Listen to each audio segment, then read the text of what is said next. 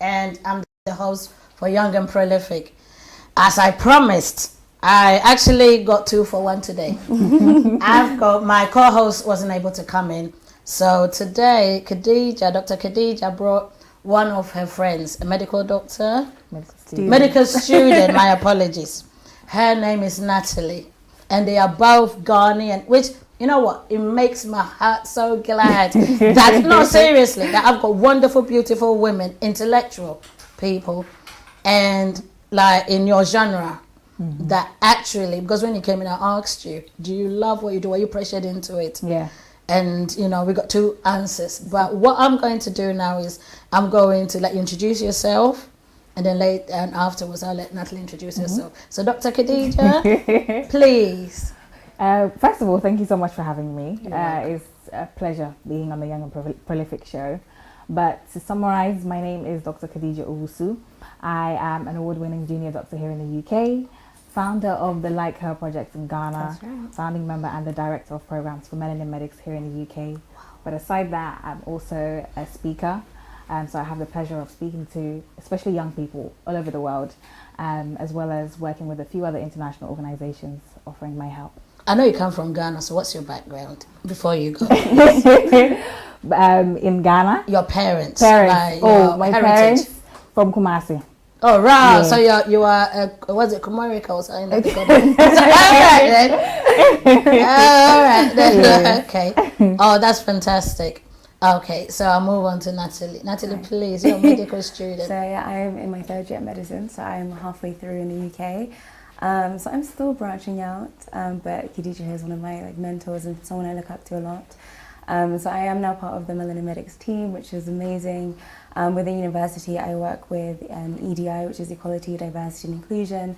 And so we're trying to help make medicine more inclusive and make it representative to all the people that medicine is there to serve. And I'm also involved with Gospel Society as well. But my career is still very young and fresh. But yeah. But you're Ghanaian too. I'm also Ghanaian. Thank you. That is what I wanted. No, that's what I wanted to push out. Sorry, how old are you, please? I am 25. How old are you, I'm Natalie? 20. Wow.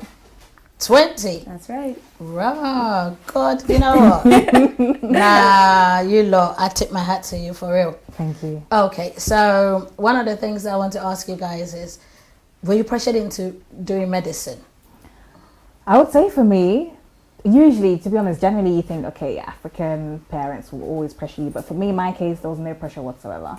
I think growing up, science, maths, communicating with people, taking up leadership positions, that is something that I was more drawn to.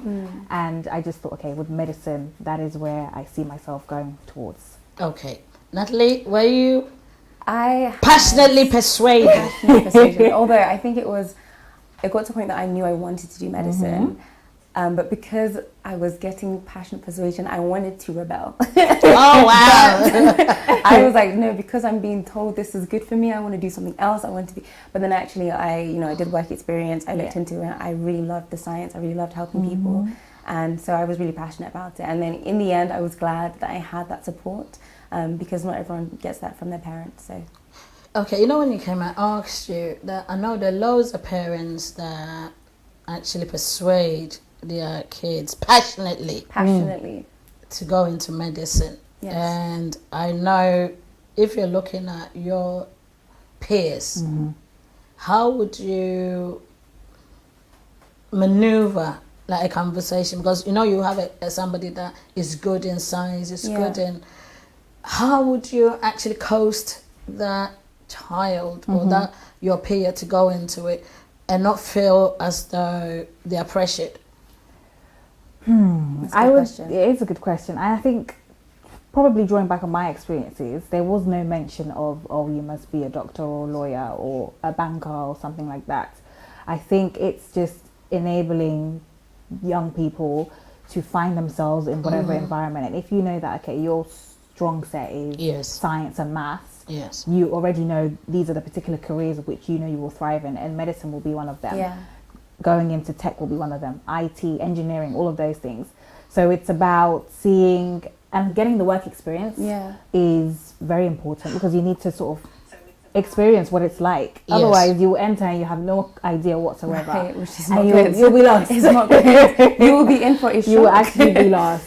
So I think it's having parents with their kids have that open conversation of, Yeah. okay, what do you enjoy doing? What are you very good at? Yes. What are some of the career prospects available Yeah. for it? What are you thinking at the moment?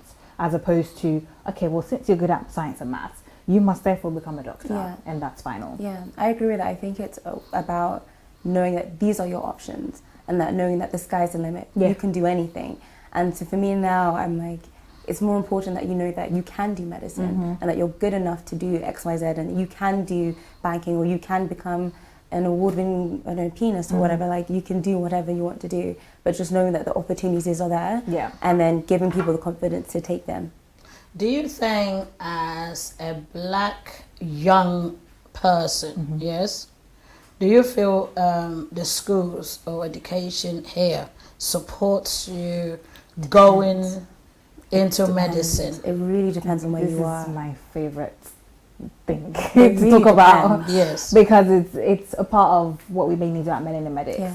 So just obviously drawing from my own experience, Yes. growing up, I grew up in North London, Yes. so more of a lower socioeconomic area. Yeah, community. And exactly. So going schools around there, normal government state schools. Some you will have are really good, but some you have on the opposite side of the spectrum where they are not as great as they should be Precisely. in regards to supporting your children. Precisely. And when you come from that particular area whereby you are labeled to be perhaps deprived, having somebody that has maybe become a doctor or a lawyer from that environment is very rare. Right, So yeah. therefore the schools know that, okay, none of these kids heading towards that career prospect is not So really you're likely. so in a way you're saying that you are actually labeled, you're stereotyped even in school. Yeah. Yeah. Okay. Because it's rare for somebody to actually go down that particular route. And for them to have the support services available to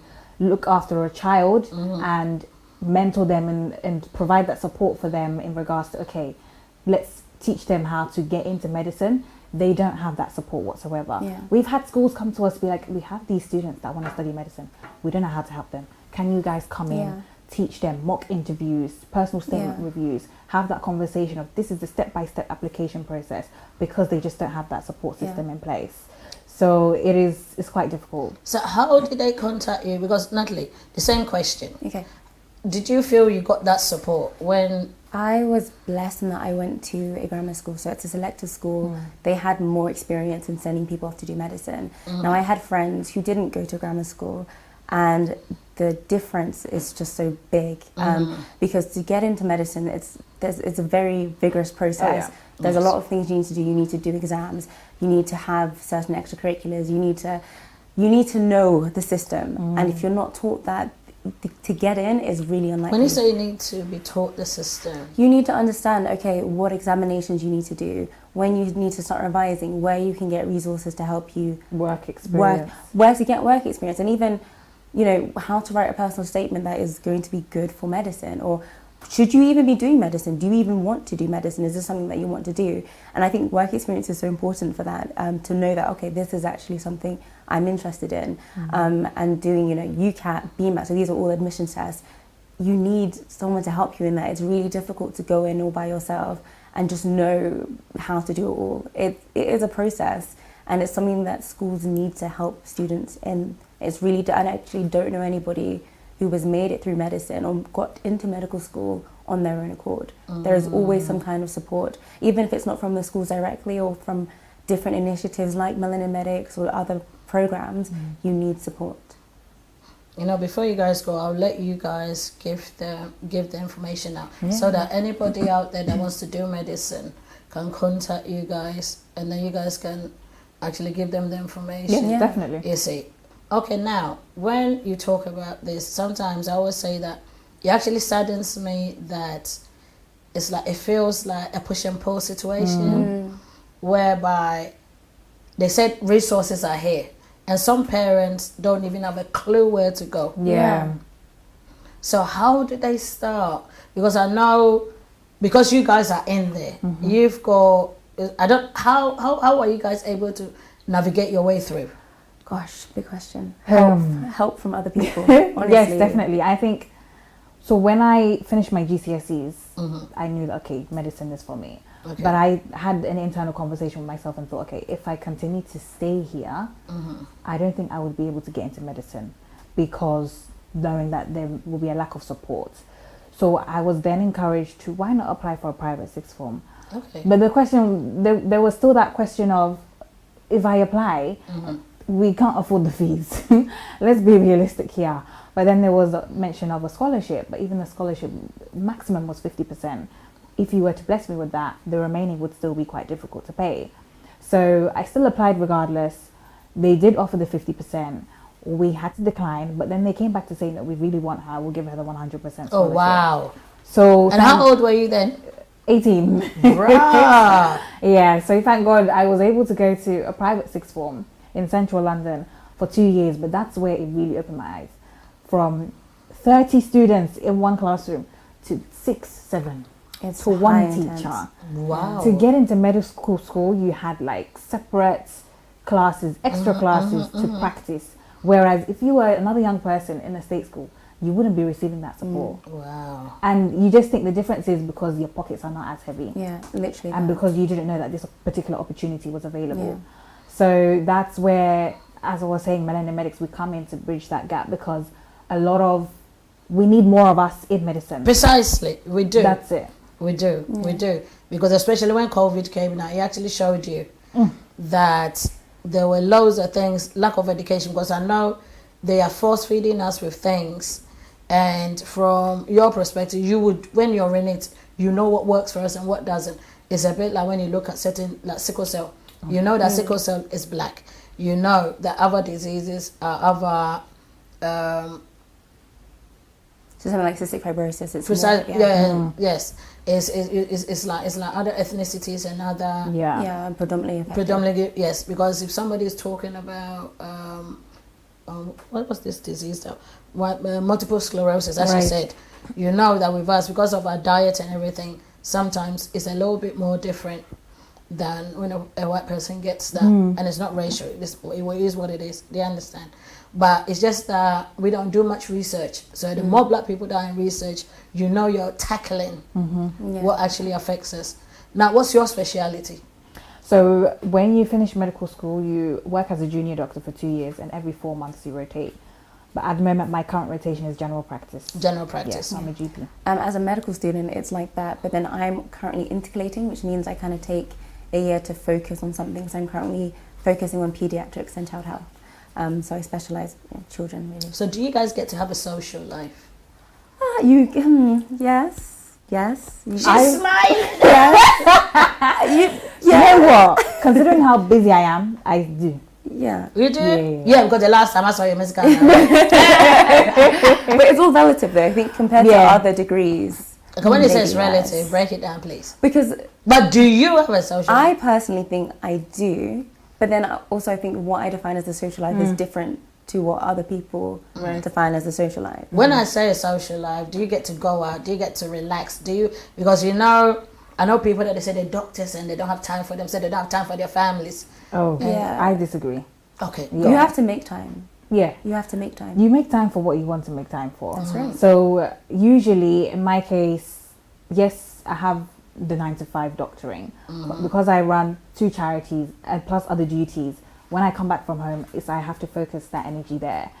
But I also know that, okay, when it comes to the weekend, either I have a speaking engagement or it's spending time with friends or it's spending time with family. So I make sure that, okay, I have that time at least once a week. Okay, what about you? For me, it's really about having boundaries. I'm very strict with my time and deciding what I'm allowed to do with my time and who is allowed to have my time. And so, yes, I'm a medical student, and yes, this is my degree and this is important to me. But then I also need time for myself. I need time for my Precisely. family, Yes. and the other projects I Yeah. want to be involved with. I need to make time for Millennium Medics. I need to make time for my other commitments, so I can be like my other hobbies as well. And so just What's your hobby? I like learning languages. Oh, so that's nice. that is my thing, but that requires time, and so I have Yes. to have boundaries, I think. Okay, so now I'm just going to go to the fast lane.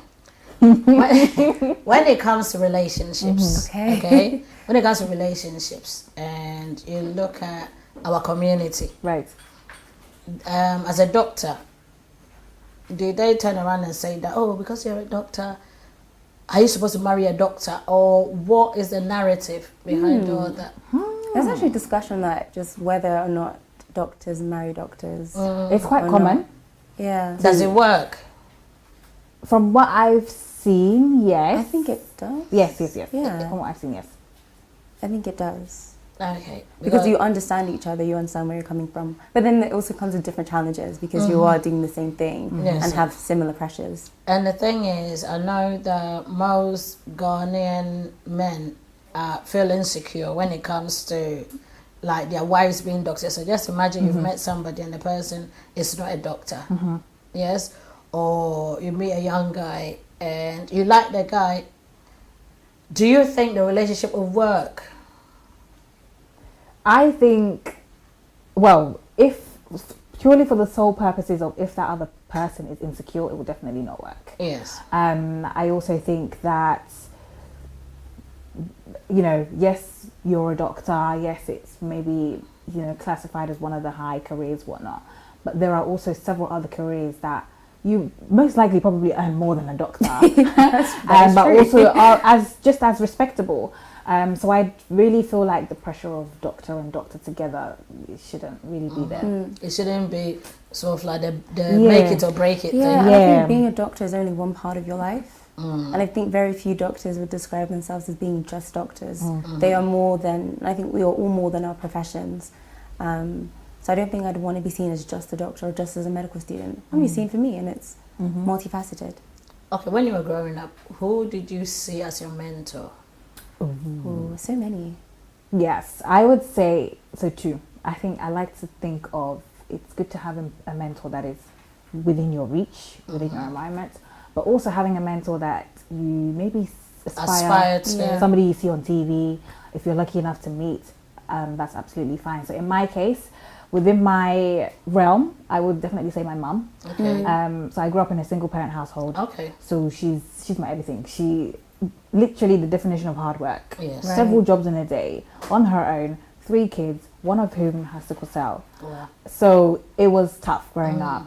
Eldest daughters, we always talk about, you know, you become the second mother of the household. Exactly. So that was also my case. So she's definitely somebody that has instilled that discipline and hard work, that keep going attitude. But in regards to externally, for me, it's Michelle Obama. And I've been blessed to meet her a few times. Oh, wow. Interview her. Oh, wow, Um, wow. So Yes. yeah, over the past few years, and so just knowing that, okay, this is a woman that has spoken directly to me in regards to saying to me that you can be whatever you want to be, just instilling that good advice. And then you think, okay, well, if Michelle Obama has told me this, You better do I it. must not disappoint at all. Is she the way she is? 100%. She's so lovely, bless her.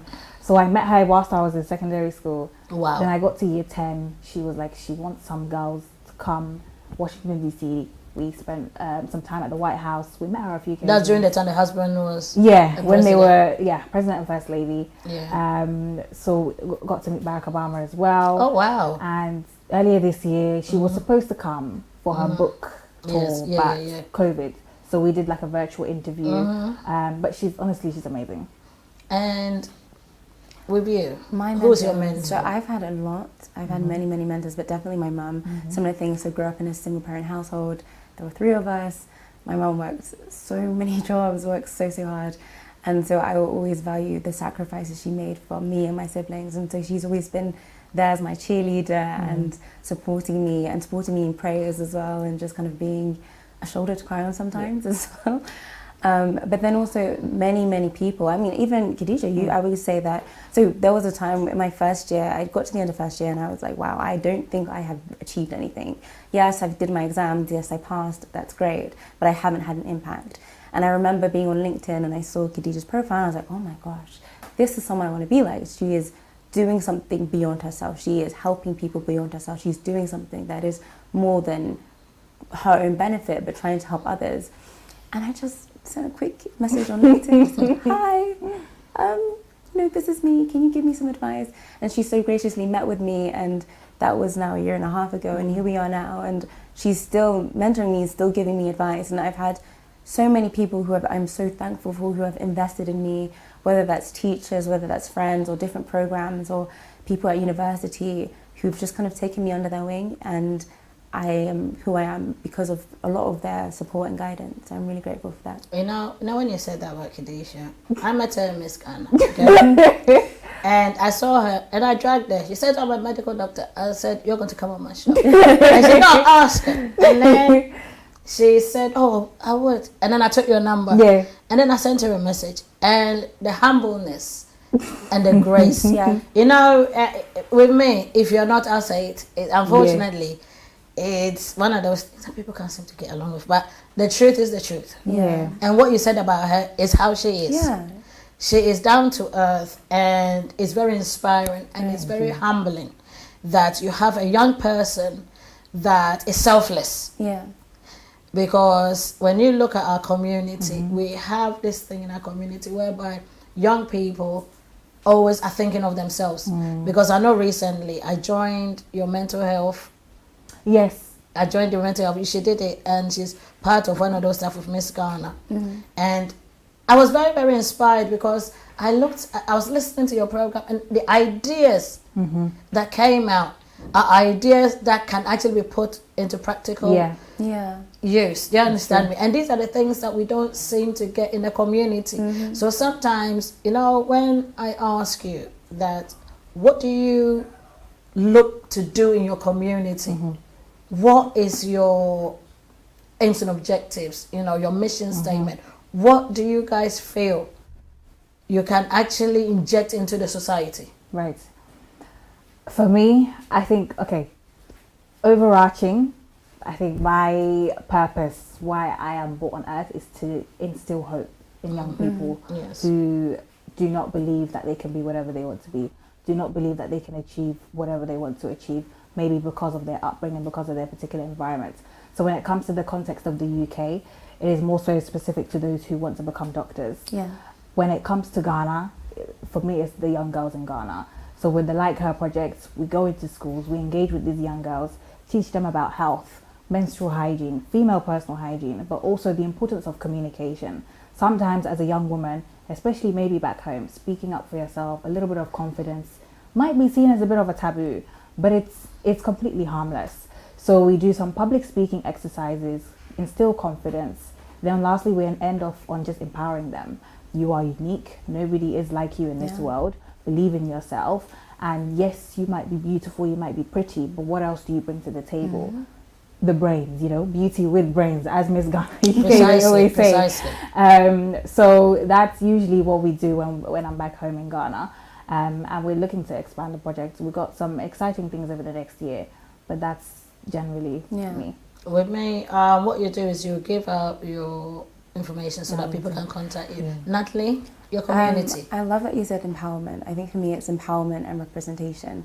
So I want people to feel empowered. I want people to feel confident and have that regard for themselves to walk into a room with your head held high, knowing that yes, I belong, there is space for me at the table, and if there isn't space, I will create it. 100%. And so I think that's also why representation matters. It matters for me to work hard. It matters for me that people can see someone like me in the spaces and identify with you. Exactly. And I think there's one of my friends said something that is so potent. It's that you want to be able to open the door and hold it open, and then also hold your hand and be able to pull people through. I love how So it's like, I want to be climbing, I want to be moving forward, but how can I make sure that I reach back and then I even sometimes pull them up so they can even go ahead of me, and then we keep going on that process of helping each other and building a sisterhood, building a community, and just trying to empower each other and uplift and taking up space because our voice matters. You know, you ladies said something, and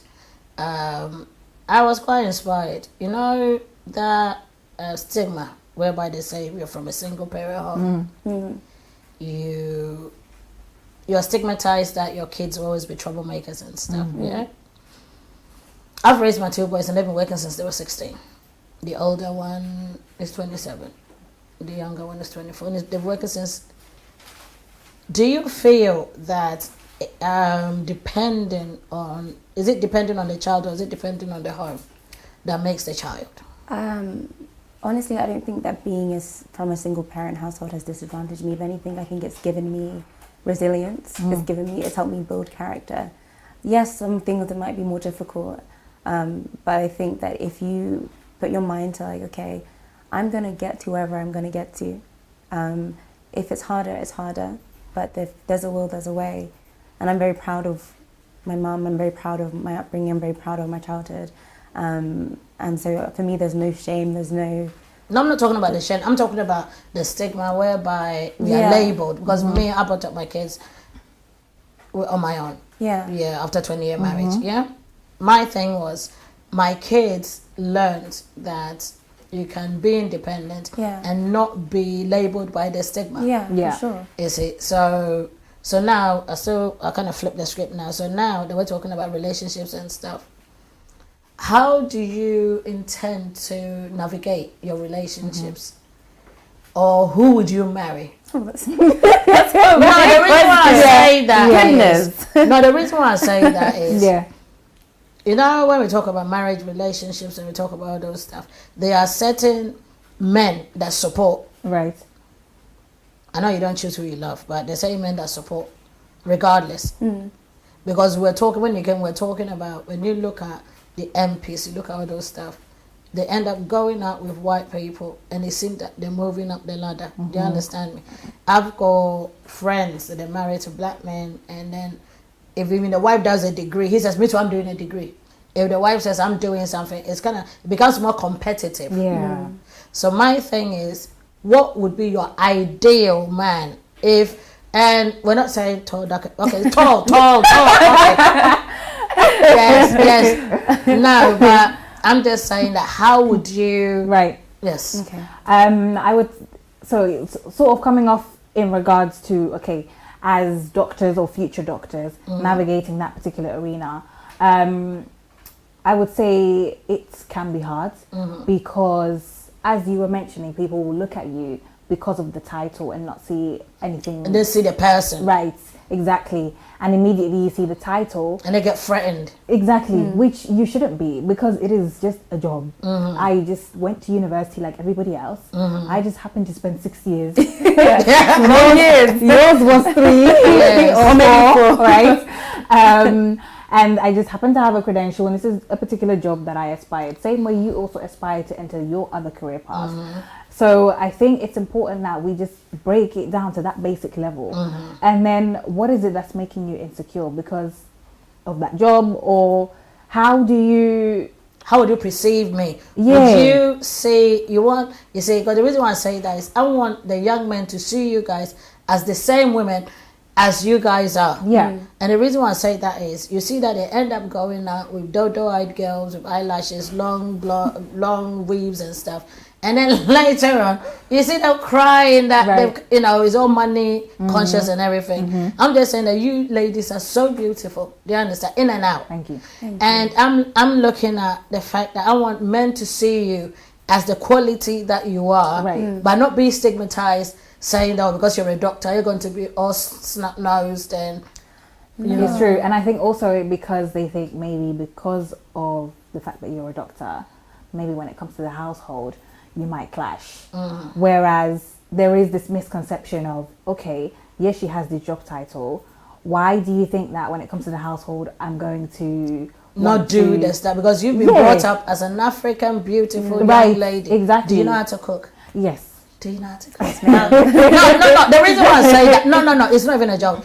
I'm not even talking about you guys. I'm talking about girls that they've not even got the education skill as you do. And they still turn around and their moms will say, oh, my daughter doesn't know how to cook.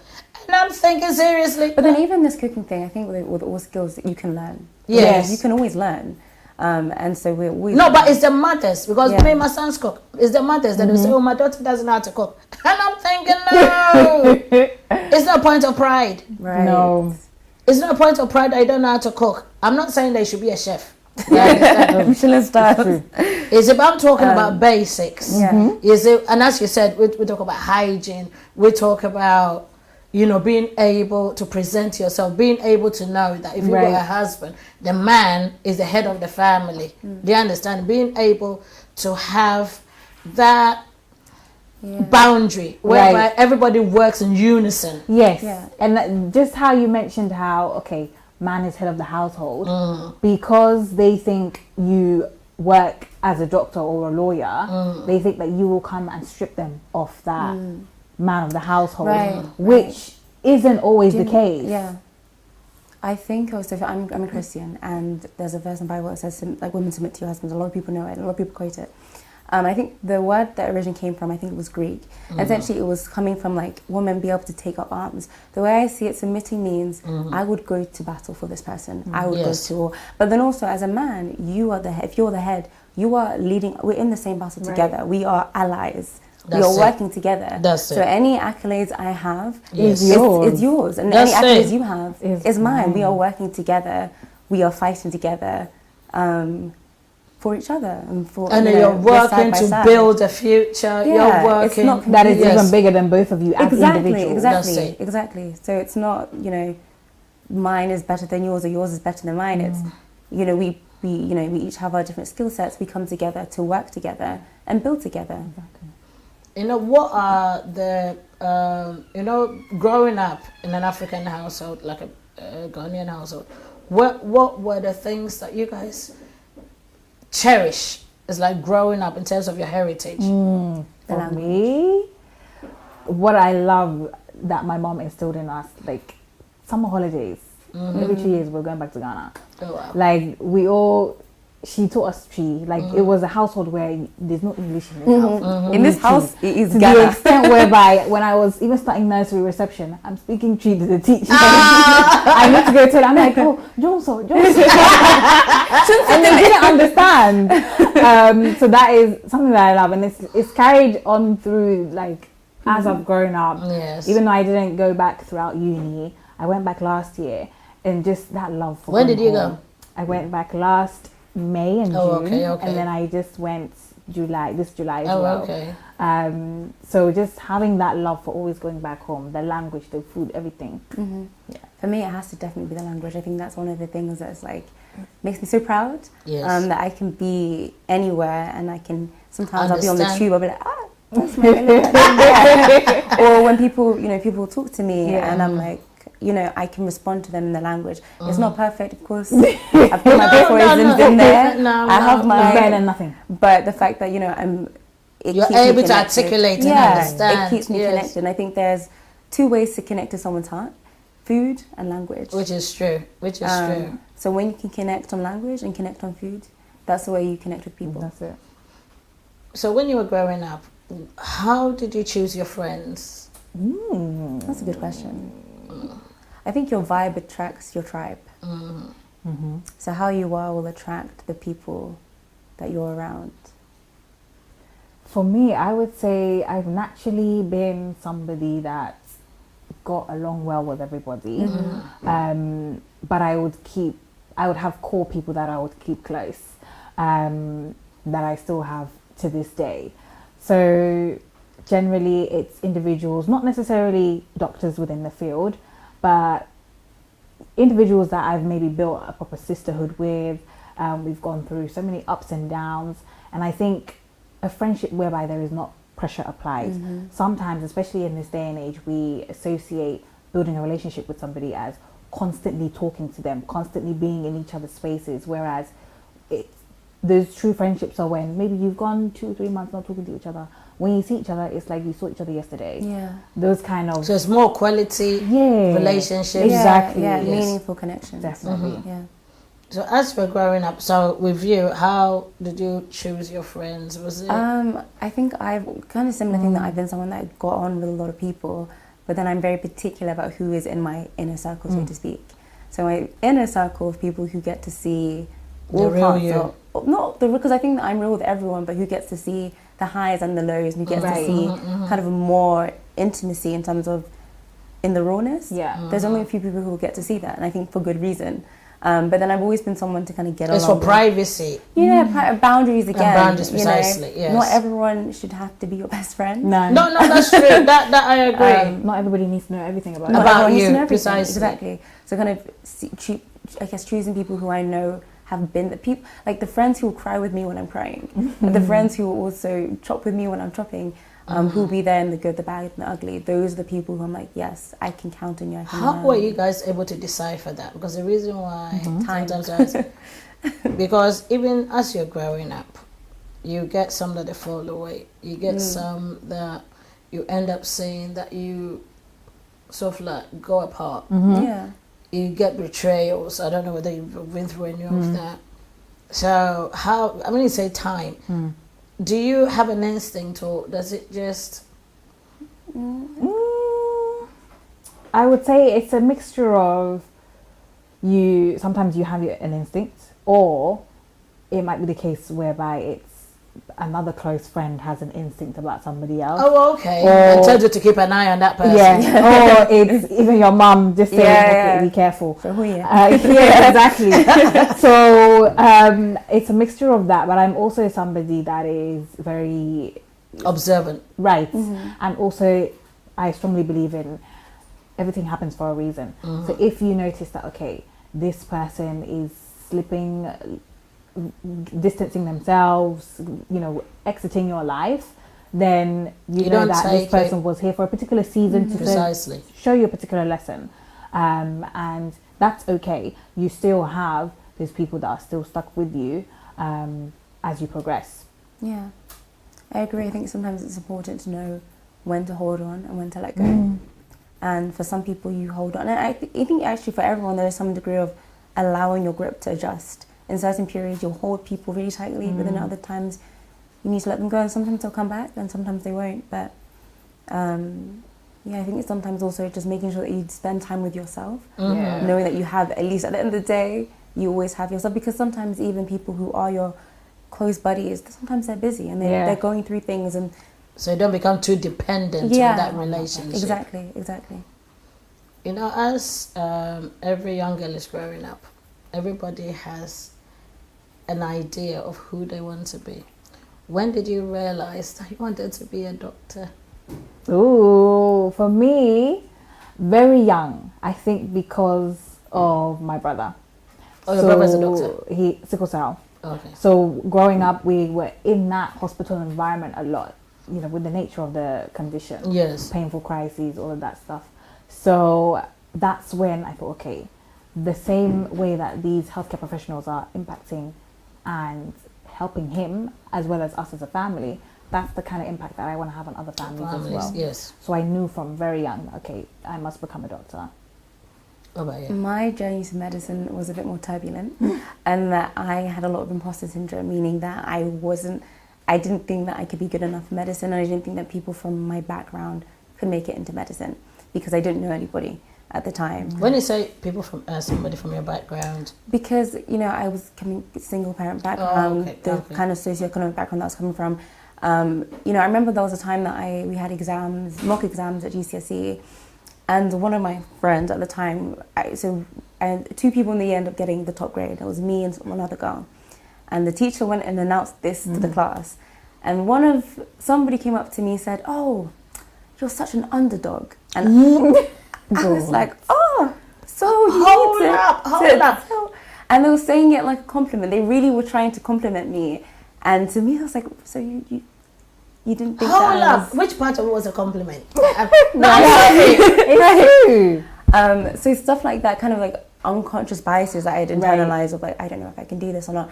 But I think when I started seeing the results, I have the grades, I have the smarts for this, I have the passion for this, I love the people. And then doing work experience as well, being in the environment, being in the hospitals, and then speaking to medical students, speaking to doctors, and realizing that, yeah, I can do this. Why So when not? you said you felt you had it, what's it called, imposter syndrome, Yes. yeah? Sometimes people don't understand what that is. Can you break that down, please? So for me, imposter syndrome is when you feel like you don't belong. Belong you feel to like a you're place, not good enough to be in the place that you are, When or you where have you want to fully be. earned that You right have to be all there. the capacities, everything you need to be, and you're still doubting And it's a yourself. mental thing. Oh yeah. Yeah. and a self-confidence thing. Yeah, for sure. For sure. So the thing is that means you need a lot of people supporting you to tell you that you do deserve where you are Yeah. based on your hard work. Yeah, that too, but also you can't rely on other people telling you that you're good enough. Yeah, you have to. Otherwise, that's not sustainable. You also have to speak to yourself, whether it be standing in front of the mirror, knowing that, okay, you've made it into medical school, all those hurdles, the grades, you've actually got it. It is on a piece of paper, it is with you for life. So therefore, just as your white counterpart is in this institution and has earned their place, you also have earned your place as well. You've just had different journeys to get there. Yours may have been a bit more rough, but that also serves as a reason as to why now that you're here, you need to make sure you ease the process for people behind you. Right, exactly. And I think if in doubt, fake it till you make it. Because on some days you're not going to have the confidence. Even the most confident people in the world. So you still, fake it till you make you it. have to. On some days you will fake it till you make it. And actually, Yes. most of the time, people cannot tell the difference. Yeah. So That means that, which is true though, because you know when you say that in everything that we do in life, most of the time we do feel as though we can't do it, we can't actually make it, and sometimes you just have to, as you say, you have to front. yeah, Yeah. not too much though. Just small, not too much. But to some degree, you just have to, booger, like puff your chest a little Yes. bit. Okay, so now you guys are going to be future mothers, and you're going to, because even though you're mentoring people, you're going to be future wives and mothers. What do you feel you can take from your experiences?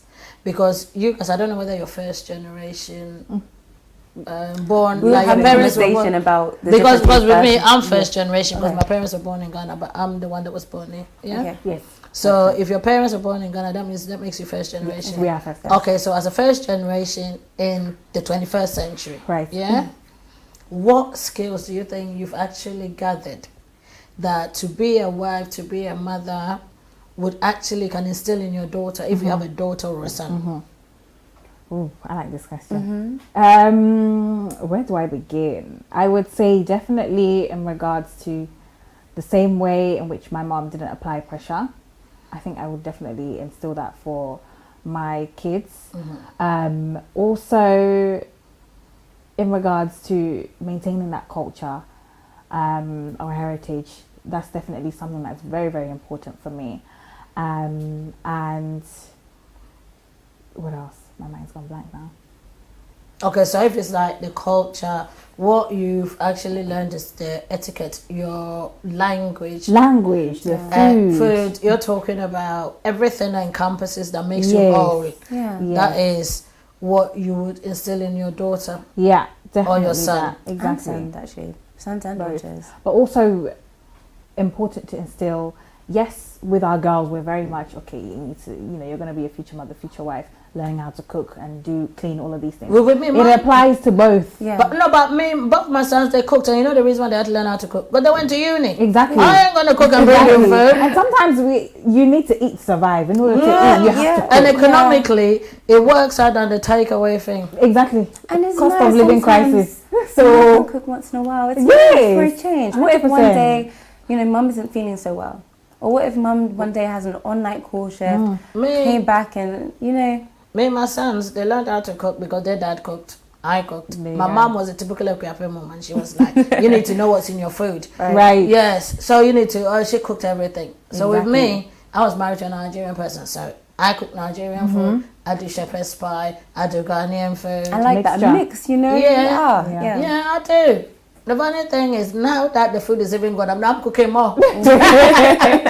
No, because when you do that, actually, my mom says you don't know what is in your food. You don't know what they're putting in your food. Like sometimes you watch, I don't know whether you guys used to watch this kitchen thing, where they said they've got rats somewhere. And Like kitchen nightmares kind of thing. yeah, they're kitchen nightmares. So just imagine you're eating from a restaurant and they're You telling don't you. know all the time. You don't know what. Sometimes there's some of the meat that they've gone That's off. very You true. see? That's So very with true. me, You have to learn how to cook. Exactly. You have to learn how to cook. And I remember I told my son that he has to find a woman that knows how to cook. And he said, Mom, you teach you how to cook? I go, hell no. I said, no, it don't work out like that.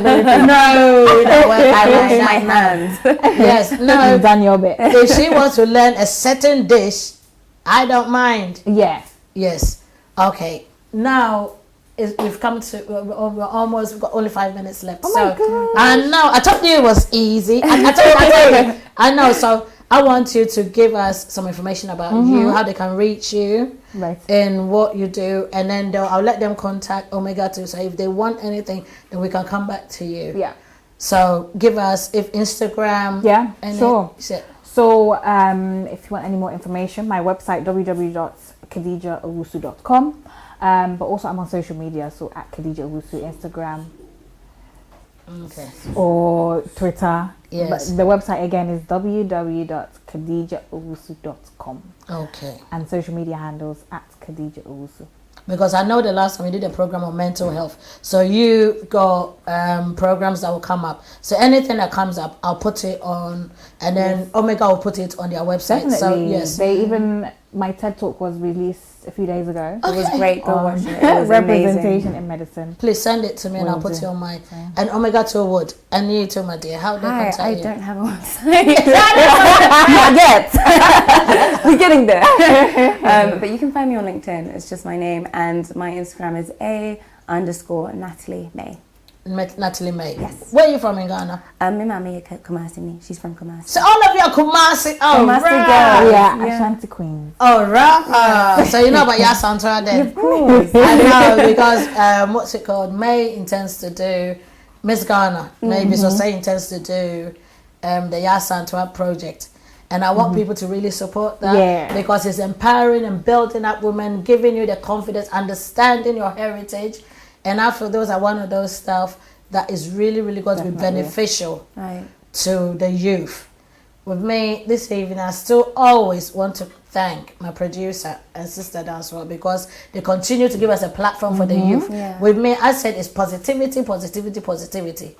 Even though people think I cause trouble, I don't. I'm just a realist. Exactly. So, ladies, I want to thank my producer as always for giving us this platform. I always say this because without him, yes, they wouldn't see this beauty of excellence. You see, and so that's why I want to thank everybody. Please share the program. You know what? I love people. Today I wasn't able to. You guys really inspired me to the point that I wasn't able to thank my viewers. But I thank everybody that shares. I thank everybody that watches, and I appreciate you. And please share. Yeah. And please have a lovely, lovely evening. And thank you all for watching. Thank you. Thank you, ladies.